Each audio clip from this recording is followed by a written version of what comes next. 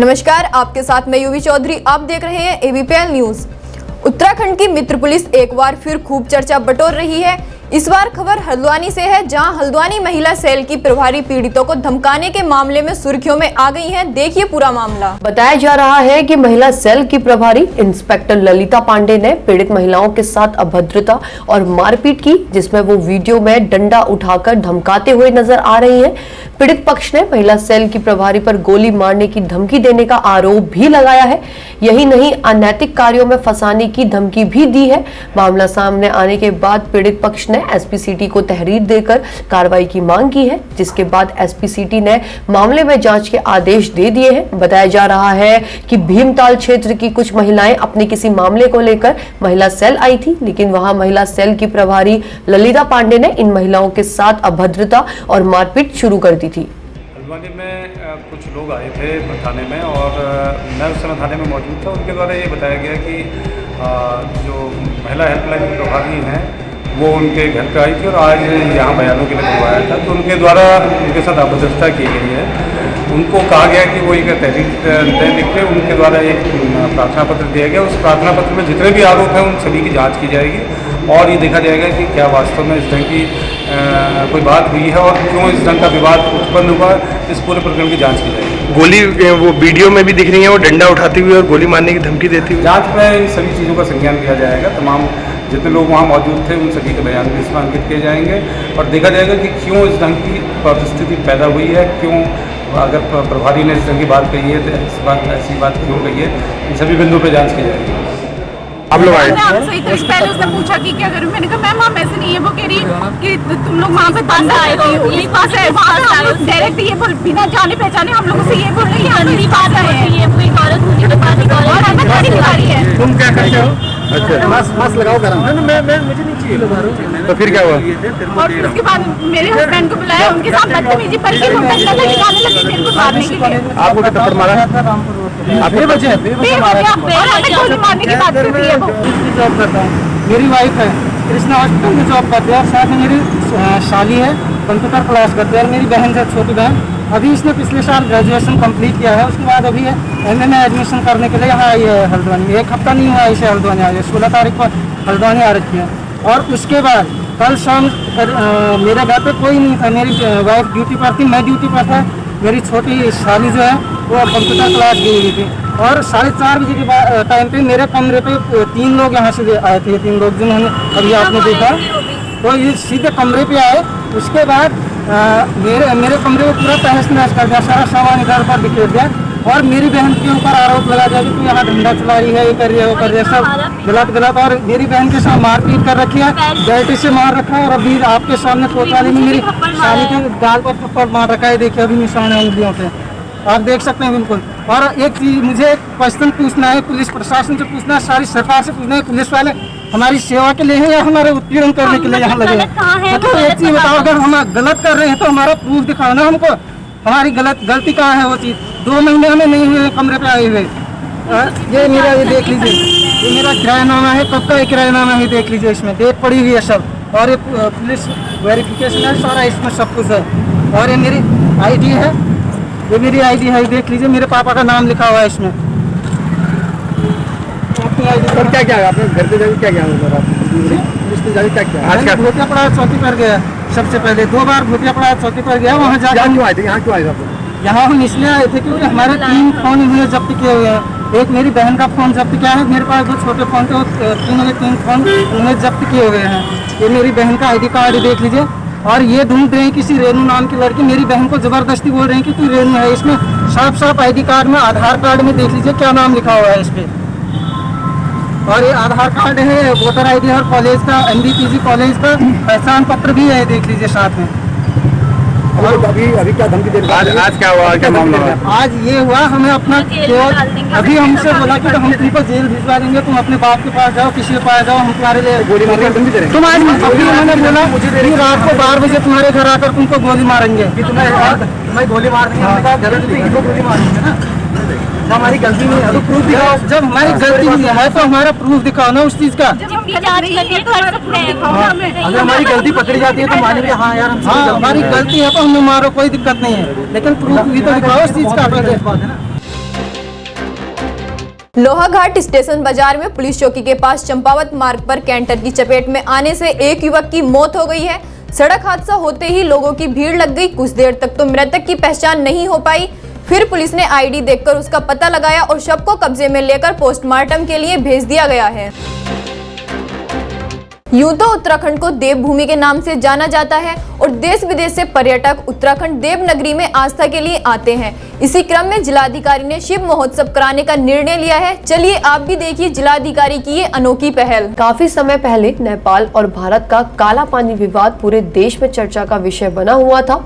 गुंजी की प्राकृतिक खूबसूरती किसी स्वर्ग से कम नहीं है, इसलिए जिलाधिकारी द्वारा सभी जनप्रतिनिधियों और जनता को साथ लेकर शिवा के पावन स्थान में शिव महोत्सव कराने का निर्णय लिया गया है, ताकि छुपी हुई प्राकृतिक सुंदरता पूरे विश्व के सामने आ सके और गुंजी में पर्यटन को बढ़ावा दिया जा सके। इस महोत्सव में प्रस्तावित खेल paramotoring, river rafting, trekking, cycling, horse riding और भी कई साहसिक खेल रखे गए हैं, जिससे लोकल की प्रतिभाओं को भी प्रोत्साहन मिले और पर्यटन के लिए एक विकल्प बनकर उत्तराखंड पूरे विश्व के मानचित्र में सामने आए। शिव महोत्सव को लेकर आज जो बैठक हुई उसमें 3 दिवसीय शिव महोत्सव 18 से 20 अक्टूबर तक मनाए जाने को लेकर जो हमारी बैठक में उपस्थित गणमान्य जनप्रतिनिधिगण थे, उनके द्वारा इसे निर्धारित किया गया और इसमें हमारी कल्चरल एक्टिविटीज़ और एडवेंचर स्पोर्ट्स से रिलेटेड एक्टिविटीज़ होगी और हमारी कोशिश ये रहेगी कि हम हमारे दूरस्थ स्थल या गुंजी जो एक शिव के दृष्टिगत बहुत महत्वपूर्ण स्थान है, वहाँ से आपका आदि कैलाश पर्वत और ओम पर्वत के जो मार्ग वहीं से निकलते हैं, तो एक अत्यंत महत्वपूर्ण स्थान है। पर्यटन के नाते हम उसको स्थापित करने के लिए इस पूरे इवेंट को कर रहे हैं और मैं उम्मीद करता हूं कि इससे फुटफॉल बढ़ेगा और आने वाले दिनों में कैलेंडर इवेंट के तौर पर एक गतिविधि के तौर पर ये इस्टेब्लिश होगी। देखिए, जिलाधिकारी के द्वारा जो शिव महोत्सव गुंजी का एक आयोजन की जो सोच रखी गई है वो बहुत ही जो है अति उत्तम भी है, बहुत ही मैं सुंदर कहूँगा। आने वाले समय के लिए धारचला के जो दूरस्थ क्षेत्र हैं उन क्षेत्रों के लिए मील का पत्थर साबित होगा और इस तरह का आयोजन होने से निश्चित तौर पे आज तक लोग केवल चारधाम यात्रा को देखते थे। हमारे यहाँ आदि कैलाश, ओम पर्वत और जो कैलाश मानसरोवर यात्रा है, तो इन चीज ये जो है ये भी हाईलाइट होंगे और ये आने वाले समय में मुझे लगता है कि जो है ज़्यादा भी नहीं तो 60 से 80% जो है श्रद्धालु जो है वहाँ पर आएंगे। कोविड काल ने सभी की कमर तोड़कर रख दी है। ऐसे में रामनगर की नितिका भट्ट पांडे ने महिलाओं को आत्मनिर्भर बनाने की ठानी है। इसके लिए नितिका महिलाओं को एपड़ की कोचिंग दे रही है। इतना ही नहीं, कोविड काल से नितिका ने 3000 मास्क निःशुल्क संस्थाओं को वितरित भी किए हैं। आइए आप भी देखिए नितिका की कहानी। आपको बता दें कि रामनगर की नितिका भट्ट पांडे एक ब्यूटी पार्लर को चलाती है, साथ ही एपड़ की भी कोचिंग देती है।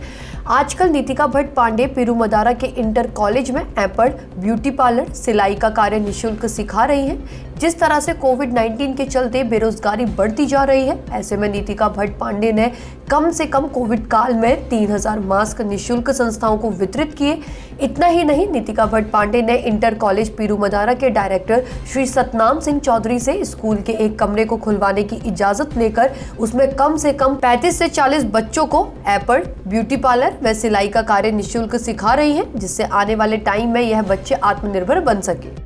मैं पहले तो सबसे पहले उस भगवान का बहुत बहुत धन्यवाद करना चाहती हूँ, इष्टदेव अपनी माता का, जिन्होंने मुझे जन्म दिया और आज इस लायक बनाया जो मैं इन बच्चों को ये सिखा रही हूँ। और इस विद्यालय के प्रिंसिपल और यहाँ के चेयरमैन जो हैं उनका भी धन्यवाद और चैनल वालों का भी बहुत बहुत धन्यवाद करती हूँ, जिन्होंने मुझे इस लायक समझा और मुझे अपनी न्यूज़ में बुला रखा। और मैं आज स्कूल में, हालांकि मैं बहुत सालों से सिखाती हूँ, मेरे खुद के मार्केटों में भी स्टीयर और एपण बहुत बिकते हैं और मैं एक ही चीज़ नहीं बहुत तरह के कोर्स कराती हूँ। आज मैंने विद्यालय में बहुत टाइम से मेरा मन था कि मैं इन बच्चों को, क्योंकि जो नए बच्चे, छोटे बच्चे होते हैं, औरतों से ज़्यादा शायद वो बच्चे सीख पाते हैं, और कोरोना काल को देखते हुए मैंने बहुत से कोर्स निकाले हैं पहले से। उससे पहले मैंने मास्क मार्केट में खूब बेचे भी, बनाए भी, लोगों को फ्री भी दिए, बहुत सारा काम किया। और इस समय मैंने तब ये सब चीज़ सोचने के बाद मैंने सोचा क्यों ना मैं स्कूल मेरा टारगेट था, क्योंकि मैं इन बच्चों को सिखाऊं, क्योंकि सरकारी स्कूल जिनमें बच्चे बहुत गरीब परिवार के होते हैं जो फीस भी नहीं दे पाते हैं, तो इसलिए मैंने उन लोगों के लिए निःशुल्क ये कोर्स कराए हैं, जिसमें सिलाई भी और ब्यूटी पार्लर और ऐपण पार्लर का और ऐपण का।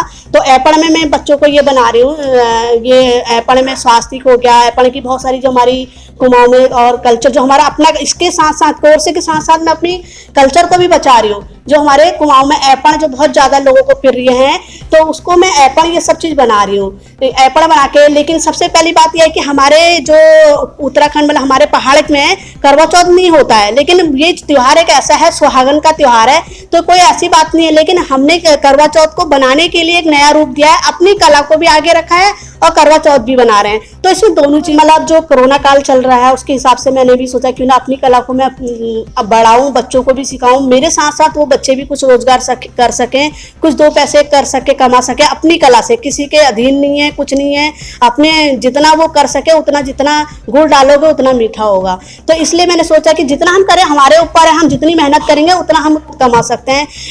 करने पे हम महीने के 1000 भी कमा सकते हैं और 10,000 भी कमा सकते हैं, वो हमारे ऊपर निर्भर करता है।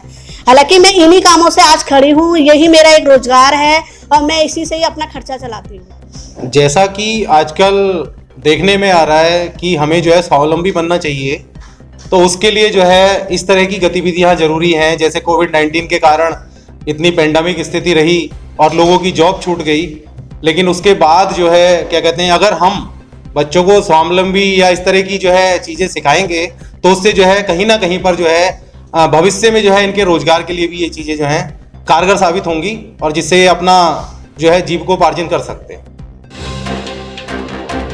1 अक्टूबर से धान खरीद की सरकार की घोषणा को धरातल पर उतारने को लेकर सरकारी मशीनरी हरकत में आ गई है। उधम सिंह नगर की मंडियों में शुरू होने जा रही धान खरीद की तैयारियों को परखने के लिए एडीएम जय भरत सिंह व आरएफसी हरवीर सिंह ने खटीमा मंडी का दौरा किया है। इस अवसर पर मुख्यमंत्री के जनसंपर्क अधिकारी प्रमोद कुमार जोशी भी मौजूद रहे।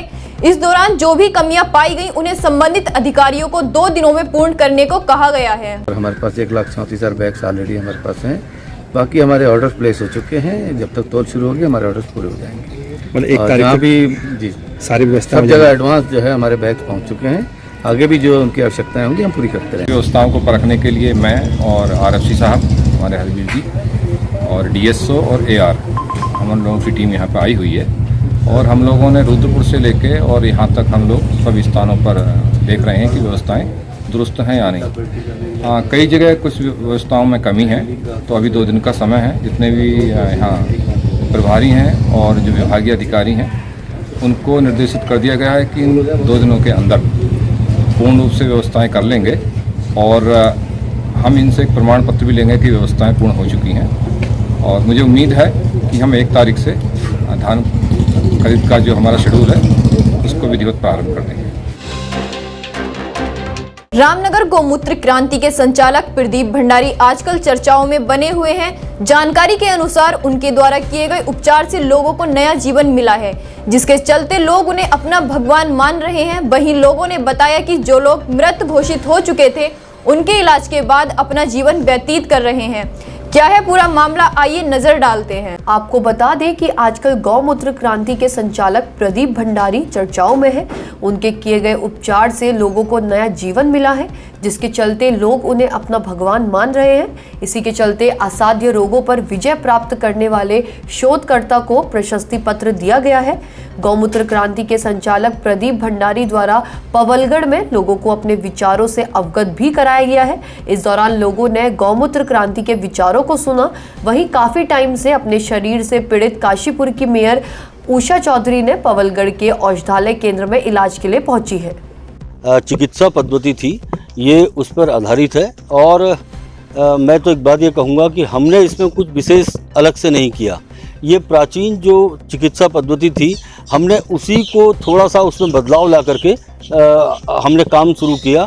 और इसमें सबसे बड़ी बात यह है कि इसमें किसी प्रिजर्वेटिव का यूज़ नहीं किया गया, कोई चीज़ ऐसे केमिकलाइज इसको नहीं किया गया कि जिससे इसका कोई भी साइड इफ़ेक्ट होता हो।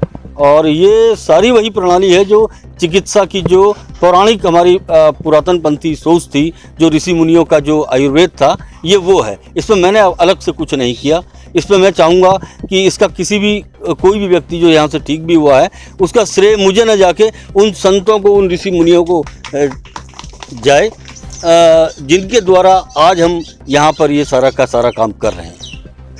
ऐसा है कि मैं अभी मेरा आपसे जो मैंने इनको जाना है, अभी 1 माह पूर्व ही मैंने जाना है कि मैं स्पॉन्डिलाइटिस से बहुत ज़्यादा परेशान थी। रात भर मुझे नींद नहीं आ रही, उसके मेरे कंधों में बहुत दर्द था। तो मेरी जो पार्षद है अनीता काम्बोज, इन्होंने मुझे सुझाया कि मैं काफ़ी समय से दवाई ले रही हूँ, यदि आप भी मेरे साथ चलें, एक बार आप विश्वास करके देखिए, आप चलेंगे तो आप ज़रूर ठीक। इतना तो अंतर पता 100 में से आप समझ लीजिए 22 या 24% मुझे अंतर पड़ा है।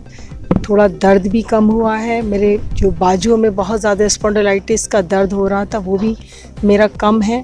मैं मतलब आशावान हूँ और मैं विश्वासी भी हूँ। तो मैं आगे भी ये विश्वास करती हूँ कि अभी हमने जिस तरह और लोगों के संस्मरण सुने, सब लोगों की बातें सुनी, यदि वो अपने बारे में एक अच्छा संदेश दे सकते हैं तो आने वाले समय में मैं इन सारी पीड़ाओं से, जो दर्द है, जो मुझे परेशानी है, इन सब पीड़ाओं से मुक्ति पाकर मैं भी अपना एक संदेश आप तक पहुंचा पाऊंगी और जो लोग यहाँ तक आए हैं उन तक पहुंचा पाऊंगी, ऐसी मैं अपने आप से आशा करती हूँ।